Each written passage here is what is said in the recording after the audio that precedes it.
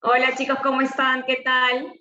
Espero que igual de emocionados que nosotros de estar acá con ustedes. La idea es compartir un espacio que si bien no va a ser tan largo, nos pueda servir para tener tips para el futuro y para tener un poco más de confianza en las cosas que ya sabemos y que podemos gestionar porque están a nuestro alcance. Así que nada, mi nombre es Sandra Orihuela, yo soy Consumer Marketing Manager de la marca Maggi dentro de Nestlé, que es una marca que lleva bastante tiempo en el mundo, tiene más de 100 años en el mundo y acá en Perú casi 80 años. Y nada, así que esperamos compartir algo muy bonito con ustedes. Buenas, ¿qué tal? Buenas tardes a todos. Bueno, mi nombre es Víctor Bazán, como ya nos presentó Luciana. Yo soy el vendedor de Canal Moderno de Nestlé Purina, que es nuestra división de Nestlé encargada del mundo de las mascotas, tanto los perros como los gatitos, y nosotros tenemos un portafolio de marcas muy reconocidas en el Perú. Tenemos marcas como Dog Chow, Cat Chow, Proplan, Friskies, Felix, que son marcas que ya han logrado un posicionamiento en el mercado peruano. Y nada, estoy súper feliz de estar aquí con ustedes, chicos, tratando de aportarles y darles valor en lo que se pueda para poder generarles muchas herramientas en su potencial crecimiento en el camino. Bueno, si me das, Luciana, el pase, voy a compartir la presentación del día de hoy. Ok, te aviso que ya estamos viendo tu pantalla. En serio, a ver, dame 2 segunditos. Ok.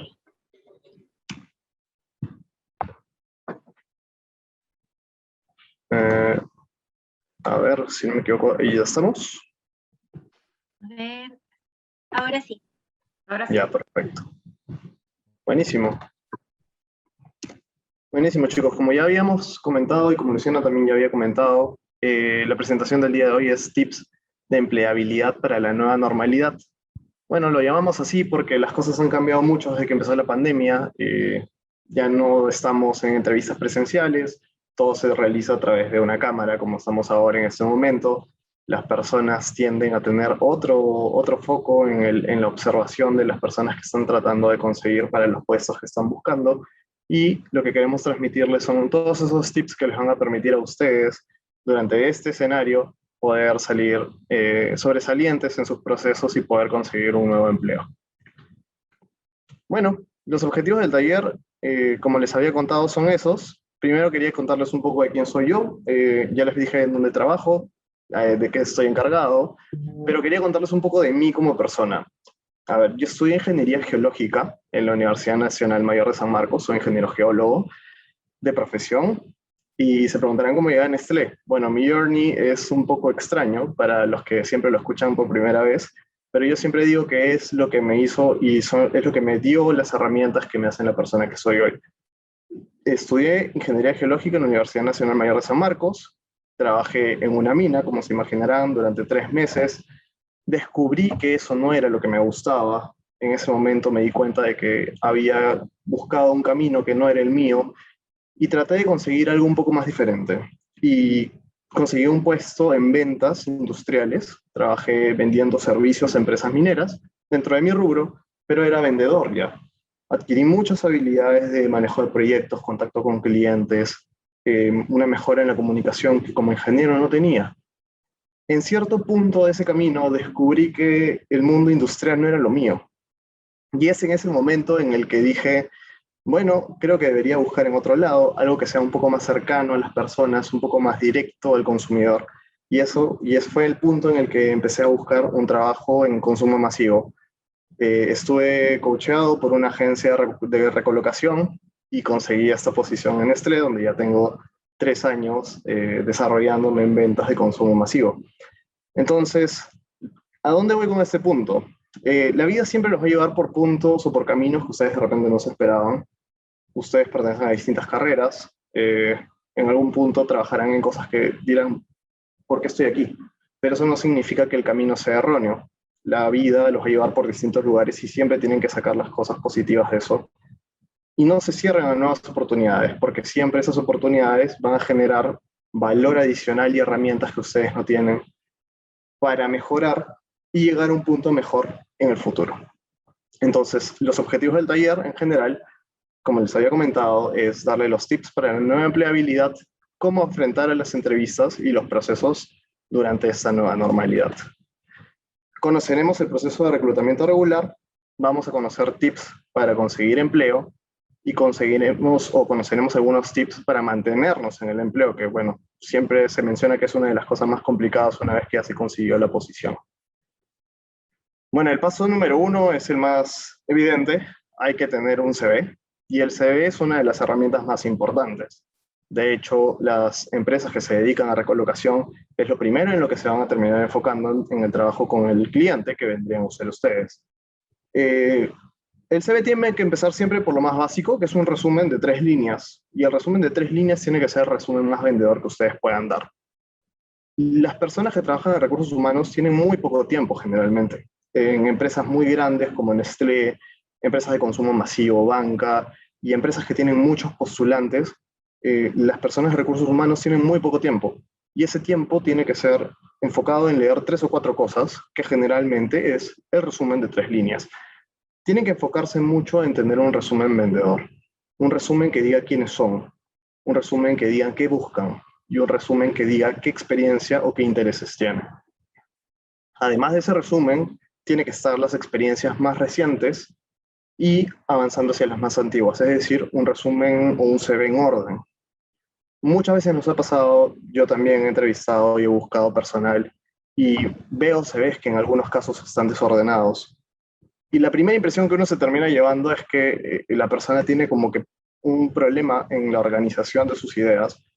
Y eso ya, a pesar de ni siquiera haberlo entrevistado, ya te genera una idea de quién es, que puede ser errónea, pero hay que evitar esas ideas en el reclutador. Hay que revisar errores ortográficos. Eso es súper importante porque no podemos tener un CV que tenga errores ortográficos, dado que eso refleja que no hay un interés en lo que se está buscando. Y para esto, lo más sencillo es armar el CV y pasárselo a un amigo, a un familiar, una persona que no seas tú, y que te permita revisar y darte cuenta con ojo más crítico qué es lo que estás poniendo ahí. También tienes que poner información demostrable. En este punto en específico, no tanto como información que puedas sustentar con un papel. Las empresas privadas no te piden un papel muchas veces, pero tiene que ser algo que en el camino no sea una verdad, no 100% verdad.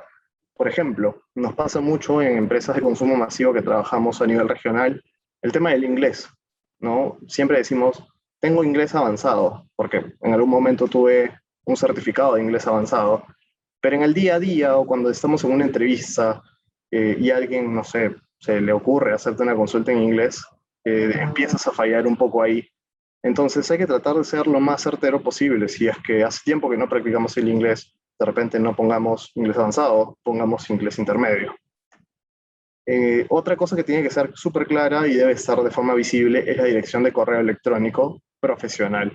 Es decir, tratemos de usar correos que sean cuentas profesionales con un nombre, apellido y la extensión del correo, más no nombres como tu mascota, tu apodo o con muchos números. Y algo que les recomendamos es no usar el correo de las universidades, dado que suelen tener muchos códigos. Y eso para los reclutadores es difícil de digitar. A la hora que están buscando, uy, esa persona me interesa, y el correo de la universidad tiene códigos o numeritos, puede haber errores de digitación y eso hace que pierdan oportunidades. El tamaño de la letra es súper importante, entre 11 o 12 se pueden usar tamaños de letra como para generar énfasis en los títulos, en los separadores, pero debería ser de un tamaño bastante moderado. La letra es súper importante, Arial o similares, lo más sobria posible. El archivo se tiene que enviar en PDF y esto es súper importante porque recuerden que ahora vivimos en un mundo en el que la gente sale del trabajo y se pone a trabajar desde el celular muchas veces cuando ya no está en la computadora y un CV en un archivo Word, en el formato de Word, puede terminar descuadrándose y viéndose de forma poco profesional. Además, las referencias a solicitud. Acá nosotros recomendamos que las referencias sean a elección de la persona. Si desean colocarlas, bienvenidos sean, pero no es una exigencia del proceso. Si es que las pueden colocar después o cuando se les solicita, no hay ningún problema. Bueno, la siguiente gran pregunta es ¿dónde buscar? Primero, recuerden que cuando uno busca su primer empleo, el esfuerzo siempre va a tener que estar en uno. Un poco más adelante ya sí cambia un poco la figura y uno se empieza a ver janteado, las empresas te empiezan a contactar, pero cuando uno empieza siempre tienes que tomar el rol tuyo. Las páginas están las más conocidas, tenemos LinkedIn, que es la más importante, tenemos bolsas de trabajo como Computrabajo, Boomerang, Aptitus, Laborum, Indeed, ¿no? Y bueno, ahí se pone Facebook. Justo Facebook es una herramienta que empezaba a desarrollarse en el mundo de como una búsqueda laboral, pero todavía no está muy desarrollada para labores profesionales, ¿no? Pero bueno, esas son las más importantes. LinkedIn es la más esencial. Debemos estar de todas maneras sí o sí en LinkedIn. Bueno, como les dije, LinkedIn es la más importante. Y siempre tienen que tener en mente que LinkedIn va a ser la primera fuente de búsqueda del reclutador.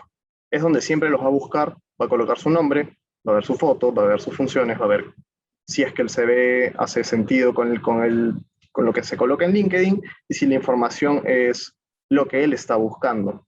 Entonces, por ejemplo, en este caso, tenemos un perfil de LinkedIn sin foto, ¿no? Solamente sale el nombre de la persona, la posición y un pequeño extracto.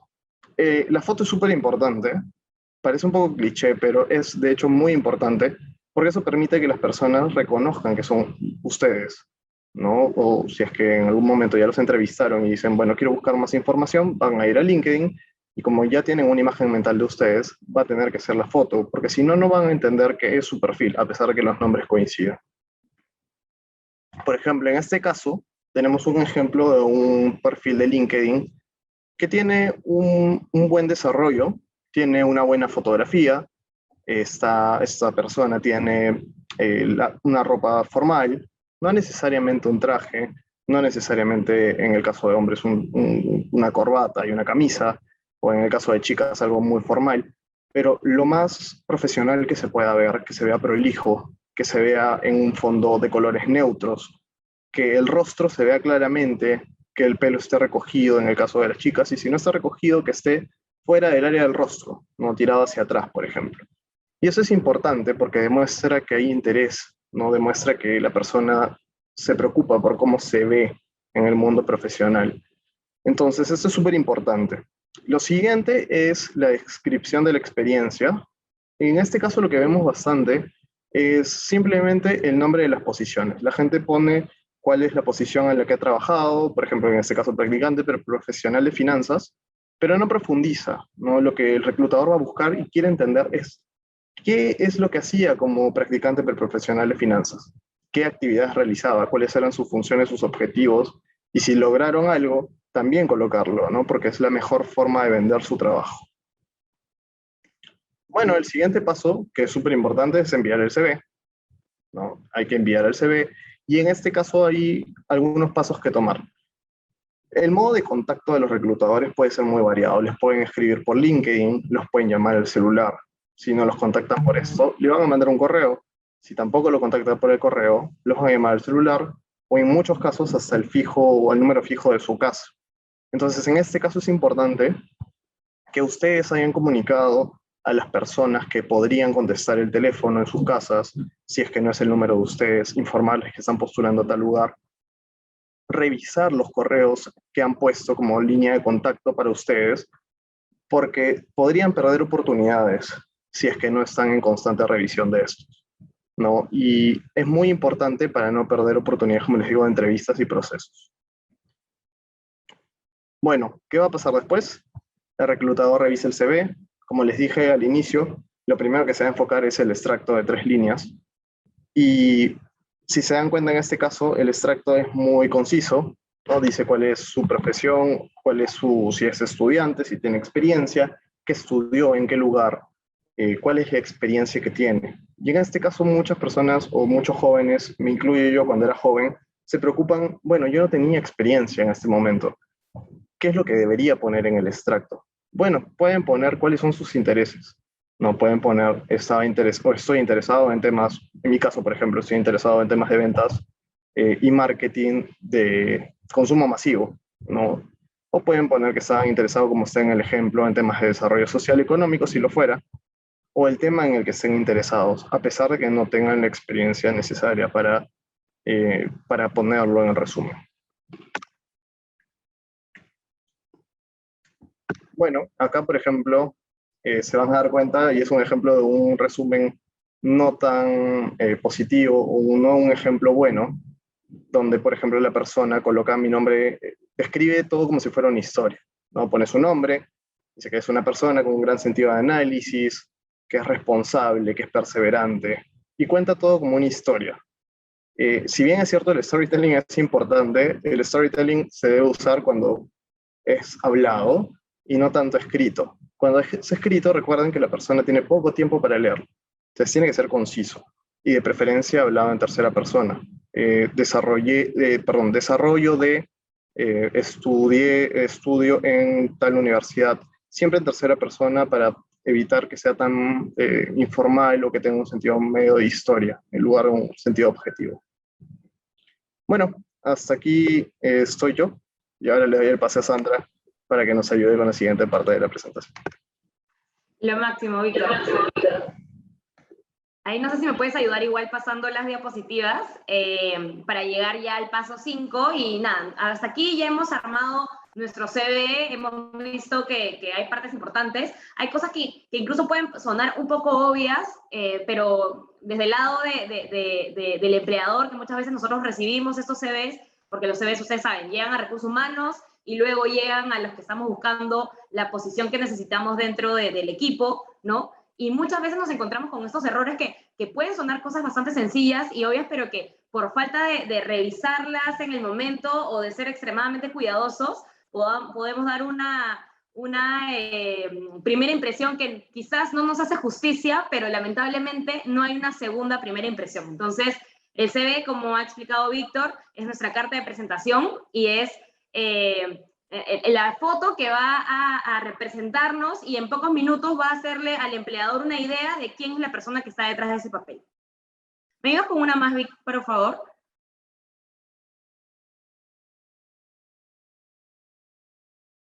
Aquí, por ejemplo, bueno, ya vemos tomando en cuenta lo último que mencionó Víctor, sobre el resumen que colocamos en el CV. Esta es una parte importante de ya cerrando la parte del CV.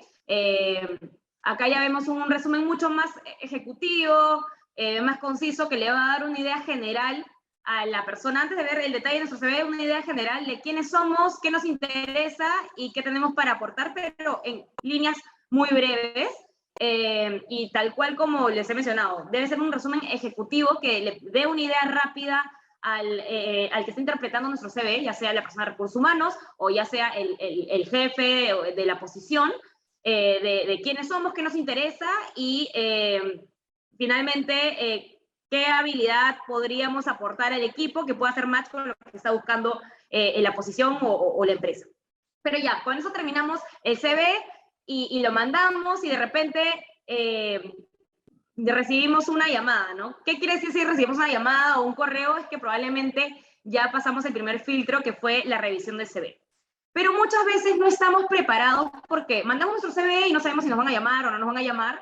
Entonces, no estamos preparados para recibir esa llamada. Entonces, quizás estamos o en una clase o fuera en la calle o en la casa de un amigo, y si no estamos ya mentalmente preparados como para recibir una llamada, puede ser que en este filtro, que es la llamada, no nos vaya tan bien, ¿no? Entonces, es importante que una vez que ustedes ya empiecen a enviar CVs, también sepan qué van a responder ante las posibles preguntas, ¿no? Hola, ¿qué tal? Te llamo de la empresa, me invento, Telefónica, y hemos recibido tu CV, nos gusta mucho tu perfil.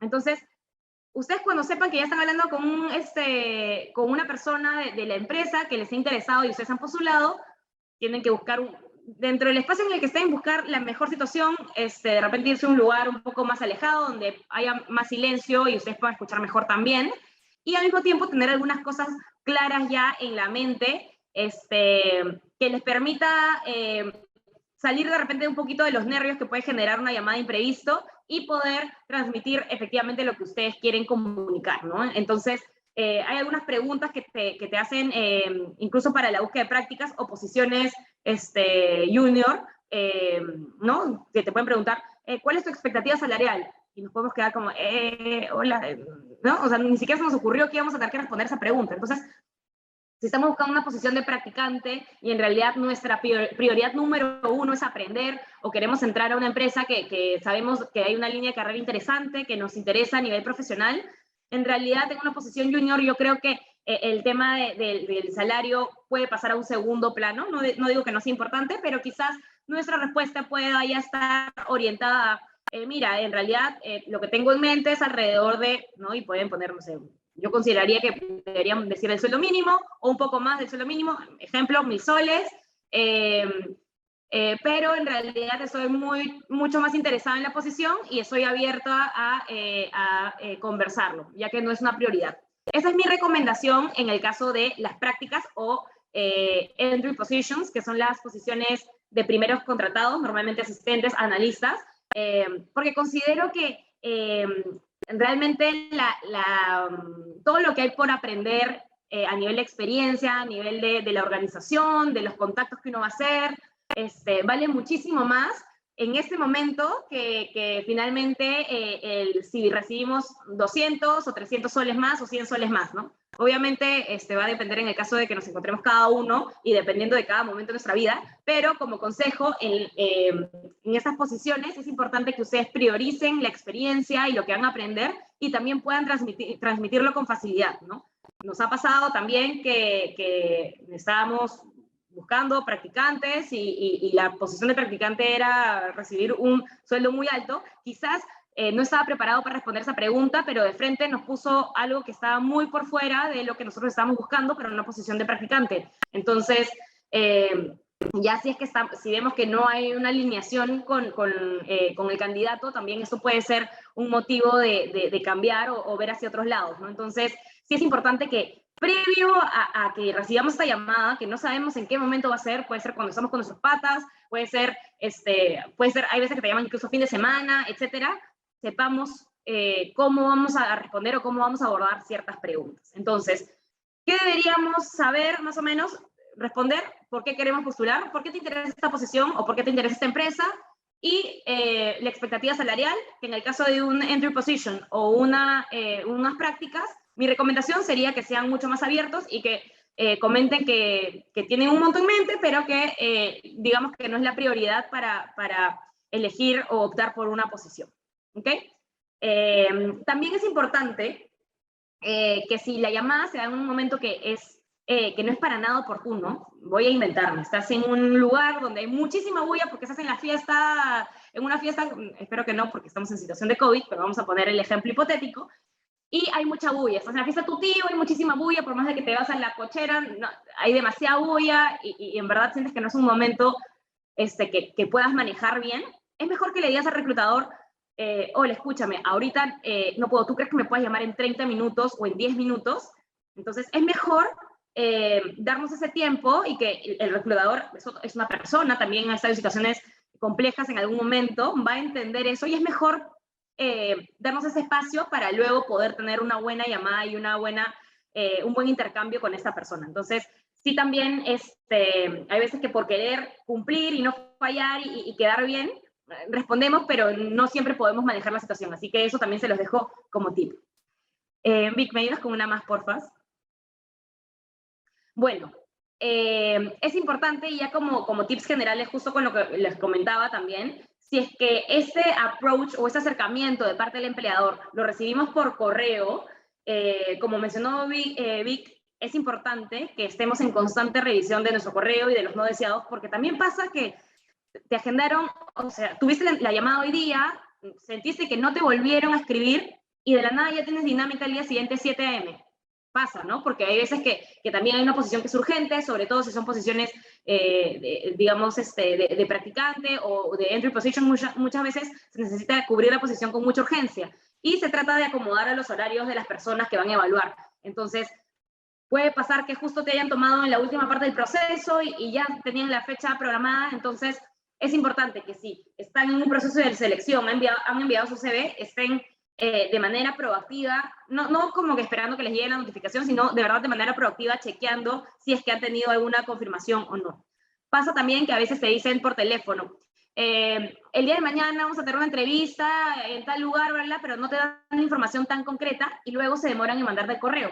Entonces también siéntanse ahí ustedes con la confianza de devolverle la llamada al reclutador y con mucho respeto decirle, hola, ¿qué tal? Hace unas 2 horas me comentaste que estaba invitado al proceso de selección, sin embargo todavía no recibo la información, para que ustedes puedan tener todo a la mano y no perderse esta oportunidad de participar del proceso, ¿no? Eso es muy importante y también hay veces que nosotros bueno, todos hemos estado en el lugar de postulantes a practicantes, ¿no? Me acuerdo también de esa época y hay veces que nos sentimos un poco más temerosos o con Roche, con los, ¿no?, reclutadores, o creemos que eso nos puede bajar puntos, pero en realidad no es así. En realidad, así como comentó Víctor también, el conseguir trabajo y el trabajo que encima nos guste, va a ser también mucho, va a depender mucho de los skills que nosotros tengamos para buscar esas oportunidades, y parte de buscar esas oportunidades también es no solamente mandar nuestro CV, sino asegurar que los pasos del proceso se den, ¿no? Entonces,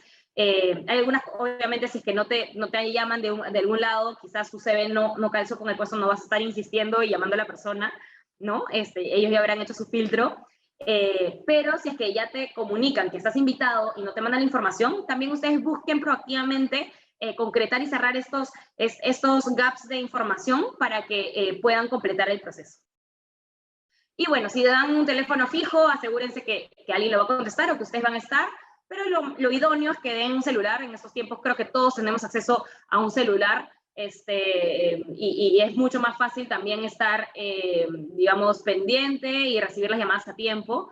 Y bueno, si son personas que no contestan normalmente números desconocidos, en época de buscar prácticas o buscar chamba, se contestan todos los números porque podrían ser cantidad reclutadores que nos están buscando. Una más, Vic, porfa. Ok, una más, porfa. Ok, entonces, nos fue súper bien en la llamada, quedamos para una entrevista o una dinámica, puede ser cualquiera de los dos dependiendo de la empresa y cómo sea el proceso. Y lo siguiente viene el momento en el que ya nos van a conocer, ¿no? Entonces, probablemente pueden ser entrevistas cortas de 15 minutos o puede ser algo un poco más profundo de 30 minutos o dinámicas con más personas. Entonces, lo que voy a decir a continuación puede sonar, de nuevo, un poco repetitivo, pero de verdad, chicos, que en el día a día nos topamos con varios de estos puntos que finalmente pueden hacer que una persona realmente destaque sobre otra, con cosas que son bastante sencillas y que creo que están al alcance de cualquiera de nosotros, ¿no? Entonces, lo primero es elegir el espacio. Entonces, por ejemplo, a mí me pasa que tengo 2 perritos chiquitos que hacen un montón de bulla, etcétera, pero si es que tengo una presentación o tengo alguna reunión donde necesito estar concentrada y yo voy a presentar, también me preparo con tiempo para que yo me pueda sentir cómoda, para que no me distraigan, para que no haya bulla y digamos que se pueda dar todo de la mejor manera. Lo mismo pasa con una entrevista, ¿no? Entonces, lo importante también es buscar en qué espacio nos vamos a sentir cómodos. Me ha pasado alguna vez que hemos tenido una entrevista y no han prendido la cámara. Si tienes el espacio de una entrevista, te quieren conocer más, quieren conocerte bien, quieren ver tu lenguaje corporal, quieren conocer cómo transmites tus ideas, quieren ver si eres una persona que logra tener respuestas rápidas, cómo es tu manejo de escena, ¿no? Entonces, es importantísimo prender cámara.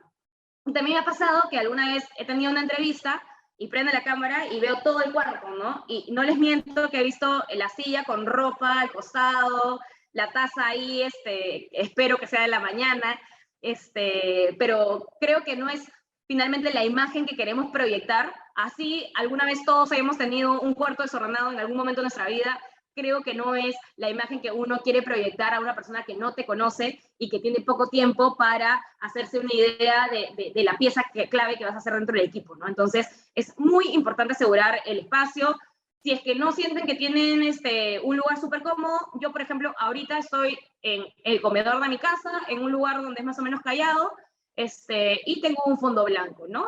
Acá me siento más cómodo, quizás en mi cuarto tengo más elementos, pero creo que puede ser un poco distractor, entonces prefiero venir al comedor. Lo mismo ustedes, si es que no tienen un lugar donde creen que se sentirían cómodos en una entrevista, construyanlo. O sea, no me refiero a que compren algo, sino que acomoden, lo jalen una mesa, pónganse en un lugar donde se sientan cómodos, donde haya cerca un enchufe para conectar la laptop, y no que no se te vaya el internet o el celular si es que van a tener de la entrevista. Es muy importante que esos pasos previos los cierren con tiempo para que no segundos antes estén corriendo y les jueguen en contra el hecho de estar en este apuro y de también o sea, uno normalmente en una entrevista ya tiene un nivel de repente de nervios, que es normal ante cualquier proceso y ante cualquier evento nuevo. Entonces, sumarle a eso la carga de estar distraídos por algún sonido, o porque se te va la batería y no tienes enchufe cerca, o porque estás así y no puedes ni girar porque acá se ve el desorden que tienes, es algo que no queremos agregar. Entonces es muy importante que ustedes se sientan cómodos en este espacio y puedan asegurar esto con tiempo. El otro punto es la vestimenta. ¿Qué pasa? No, todavía no pasemos, por favor. El otro punto es la vestimenta. ¿Qué pasa con la vestimenta? Creo que cuando íbamos a un lugar y teníamos una entrevista en físico, era más fácil situarnos de que, ok, tengo una entrevista, entonces me visto un poquito más formal, ¿no? Y listo. Pero ahora con el home office y con las entrevistas virtuales, hay una línea bien borrosa, indefinida de qué me debo poner y qué no, ¿no? Entonces, mi consejo es que, bueno, siempre va a depender del tipo de empresa que están postulando, ¿no? Por ejemplo, si estás postulando de repente al sector de la banca o de repente a un estudio de abogados, no sé, donde sabes que el dress code general o los códigos de vestimenta que tienen generalmente son mucho más formales y elegantes, incluso en algunos casos, te diría que la entrevista la deberías tener con un terno, ¿no? Sin embargo, para las empresas, digamos, el grueso de las empresas, en realidad creo que basta con estar formales en una entrevista. Puede ser, en el caso de las mujeres, una blusa, en el caso de los hombres, una camisa, puede ser una chompita, ¿no? Que se vea formal, sobre todo, no es necesario que sea elegante, pero sí formal, y que también muestre el interés que nosotros tenemos en la posición. Obviamente puedo ser una chica o un chico súper capo y tener las mejores ideas, pero si es que me ven con sweatshirt, ¿no? O como desaliñado, desacomodado, lo que transmito es, o sea, estoy interesado en ese proceso, pero no tanto, no me interesa tanto, ¿no? Entonces, porque obviamente no quiere decir que por tener la ropa así no seas un súper crack. Puede ser que sí, eso no tiene nada que ver, pero estamos en un espacio donde tenemos poco tiempo para mostrarle a la persona que tenemos también ese criterio de darnos cuenta y situarnos según las situaciones, ¿no? Porque de repente hoy estás haciendo la entrevista, pero cuando estés dentro de la posición tendrás que tener reuniones con clientes, otras reuniones con proveedores, otras reuniones con puestos aún más senior dentro de la compañía, etcétera. Entonces, la vestimenta es importante y no perdamos es este punto que finalmente dice mucho del interés que tenemos y también de nuestro filtro ante las situaciones en esta época de virtualidad donde quizás por la comodidad y de sentir de, oye, estamos en nuestra casa, y hay veces que incluso el que te entrevista está con ropa, no sé, está de repente en un polo, ¿no? Pero es importante que tú, que estás en evaluación en ese momento, sí muestres cierto nivel de formalidad. El punto 4 es, bueno, creo que eso sí es bastante obvio, ¿no? O sea, necesitamos, en ese momento ustedes tienen que ser los más chancones de los chancones, o sea, un día antes de la entrevista, han visto, si están postulando a una empresa de consumo masivo al área de operaciones, por ejemplo, tienen que saber, por ejemplo, la empresa ha hecho alguna inversión, esas cosas que salen en gestión, en las noticias, hay inversión voy a ver, por ejemplo, Nestlé, ¿con qué marcas trabaja Nestlé? Con Nescafé, trabaja con Milo, no sé qué, entonces, ¿qué materias primas usa? El café, no sé qué, estoy postulando una posición de qué, de café, ya, porque es de café, no sé qué, entonces, de repente deberías tener un poquito de noción de cómo viene el precio del café, etcétera, que es algo bastante relacionado a la empresa, ¿no? Como para tener no solamente información de los valores de la empresa y en qué año, desde qué año está en Perú, o el tamaño de la empresa y el core, sino también de cosas que puedas aportar en la conversación y que estén ligadas al rubro, ¿no? Entonces, esto no es difícil y no es que uno lo tiene que saber de antemano, pero si ya sabemos a qué empresa estamos postulando y a qué puesto estamos postulando, podemos orientar qué tipo de información coyuntural alrededor de la empresa y del negocio nos va a servir para poder tener una conversación interesante, donde se sienta, nuestro nivel de interés, pero también nuestro nivel de poder conectar información externa y vincularla con el tema, en este caso sería la empresa, ¿no? Entonces, si estás postulando una minera, lo mismo, somos uno de los principales exportadores de cobre, ¿no? Entonces, mínimo deberíamos saber cómo va, si es que ha habido algún cambio de regulación, están tributando más, hay alguna complejidad por ese lado, o hay algún otro mineral que está creciendo mucho, o sea, dependiendo de dónde estés postulando también. Entonces, hay cosas que son del rubro que para una entrevista la información está tan a la mano que es un plus que les podamos tener, y si las traes a la entrevista, en realidad muestra un nivel de interés bastante interesante que hace que los candidatos destaquen. Conocer de la empresa, eso ya ni lo toco ni lo profundizo, porque eso es el paso previo. Yo creo que ustedes aquí todos buscarían sobre la empresa, ¿no? O sea, buscar la empresa, qué productos tiene, en qué países opera, qué marcas tiene en este país, la misión, la visión, etcétera, como para tener una idea clara de hacia dónde va, qué es lo que está buscando, pero al mismo tiempo también es importante que tengan toda esta información alrededor de la empresa, como les acabo de mencionar.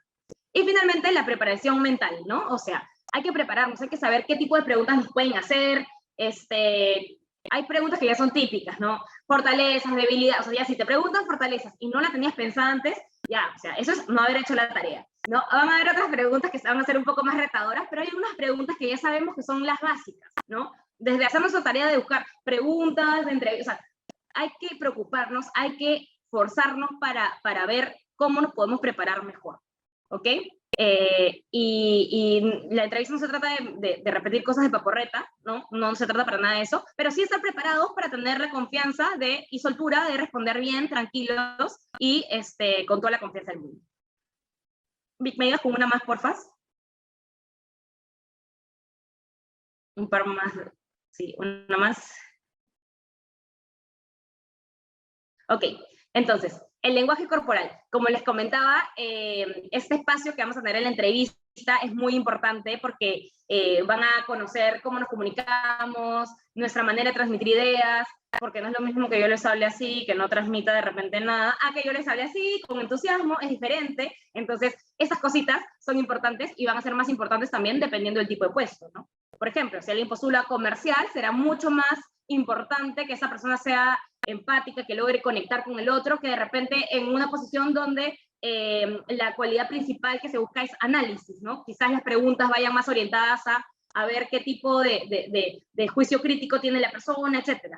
Cada puesto va a requerir diferentes habilidades. Sin embargo, el lenguaje corporal es algo que que se busca y se evalúa cross a todos los puestos, obviamente con más y menos intensidad, pero que es importante. Es importante mirar a los ojos. En este caso, no podemos mirar a los ojos, pero podemos mirar a la cámara y generar esa ilusión de mirarnos a los ojos y conectar un poquito mejor. Hablemos, hay que estar serios, ¿no? Pero sí, también sonreír y generar empatía según el tipo de conversación que vamos teniendo. Ver cómo hacemos para transmitir mejor nuestras ideas. Quizás algunos hablan más con las manos, otros menos. Pero sin que eso tampoco se vea forzado y que finalmente nos distraiga o distraiga a la persona que nos esté evaluando, ¿no? Pero es muy importante y el lenguaje corporal dice mucho. No es lo mismo que yo esté en la entrevista así, a que esté como que medio que chorreado en la silla y que muestre como que un poco de desinterés, ¿no? Es importante que miremos de frente. También hay un error muy común es que cuando estamos en una entrevista y nos ponemos nerviosos, miramos hacia arriba, entonces voy respondiendo así, sí, es que yo estudié tal y yo tuve una experiencia tal, pero la persona te está mirando allá, entonces busquemos conectar, estamos hablando con una persona, por más de que estemos a través de una pantalla, entonces al estar hablando con una persona es importante mirarnos, conectarnos y poder transmitir. Transmitir no solamente con las palabras, sino con nuestros gestos. Una más, Vic, por favor. Ok, y ya para terminar, ¿cuáles son las competencias más valoradas por los empleadores? Bueno, acá hay algunas de las que se busca sobre todo en los entry positions, ¿no? Lo principal, y creo que sobre todo en esos tiempos de COVID, donde lo hemos visto con mayor urgencia, ha sido el tema de la adaptabilidad, que es qué tanto nos podemos adaptar al cambio, desde tener que ir a una oficina, ahora ya no ir a la oficina, o trabajar con una persona A, ahora trabajar con el equipo B, o cambiar de un proveedor de un día a otro, etc. Hay muchas cosas que están cambiando.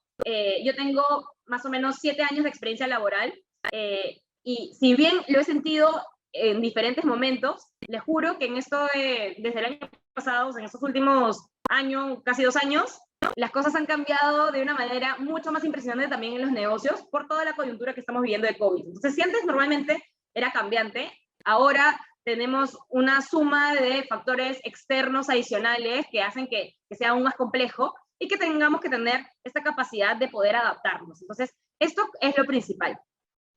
Lo otro también es la cooperación, sobre todo en los entry positions. Estamos en un momento donde tenemos que aprender, pero también estamos en posiciones que son claves para poder agilizar la operación dentro de una organización más grande, ¿no? Entonces, dentro de esas posiciones, tienes dos perfiles de personas. Tienes las personas que hacen lo que les piden, y tienes otras personas que te dicen, escúchame, termine, ¿con qué ayudo? ¿Puedo ir viendo esto? Me meto a la reunión y avísame si quieres que yo mande el acta y te ayudo, y también en esa cooperación finalmente terminan también aprendiendo mucho más, y también las personas confiando mucho más en esas personas, porque como están expuestas a más situaciones, también se les confía mucha más responsabilidad y tienen mucha más exposición al final, ¿no? Entonces la cooperación es algo muy importante. Eso de que no comparto la información con el otro practicante, porque si no, eso de verdad que no aporta, y se ve desde fuera. Se ve cuando una persona coopera entre practicantes, con el de arriba, con el de abajo. Finalmente todos estamos persiguiendo un mismo objetivo, entonces eso es muy valorado en las empresas y por el empleador. La autorregulación de las emociones es fundamental, o sea, es importante que podamos,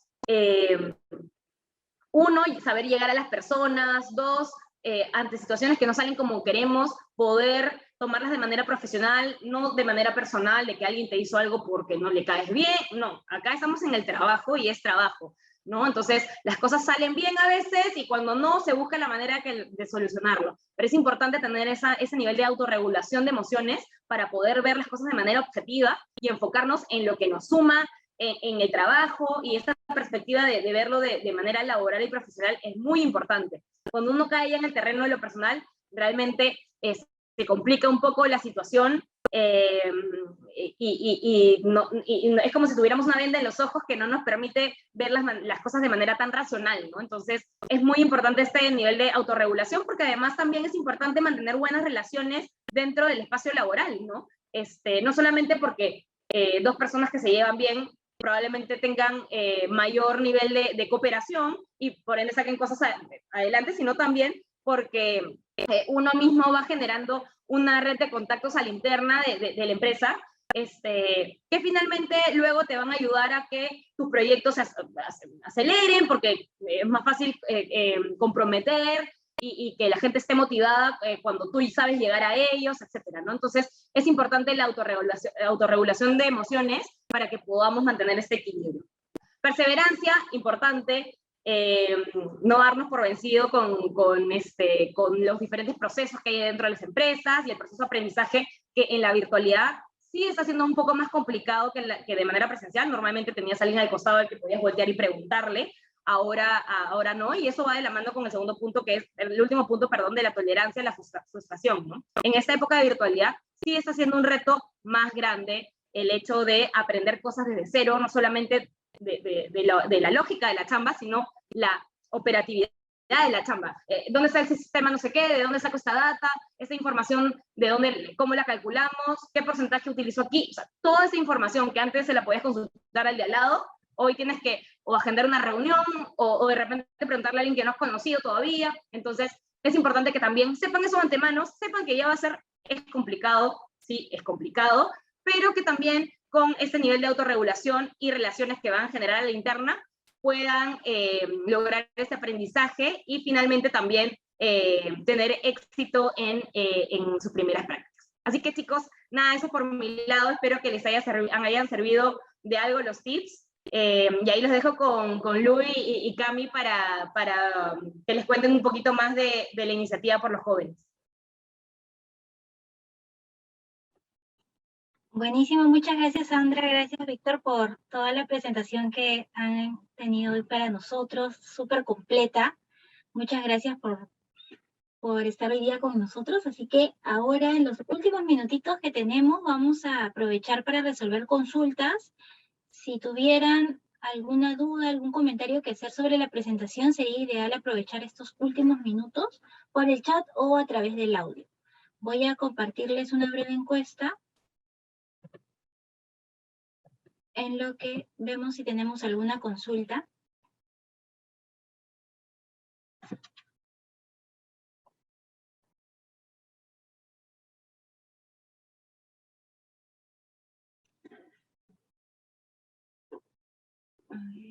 Listo, veo que ya están votando. Muchas gracias a todos. Y voy a finalizar por acá. Ahí sin timidez, chicos, si hay algo que les gustaría preguntarles a una persona que estuviera a punto de entrevistar o que posiblemente les podría entrevistar, ¿qué le preguntarían? Aprovechen.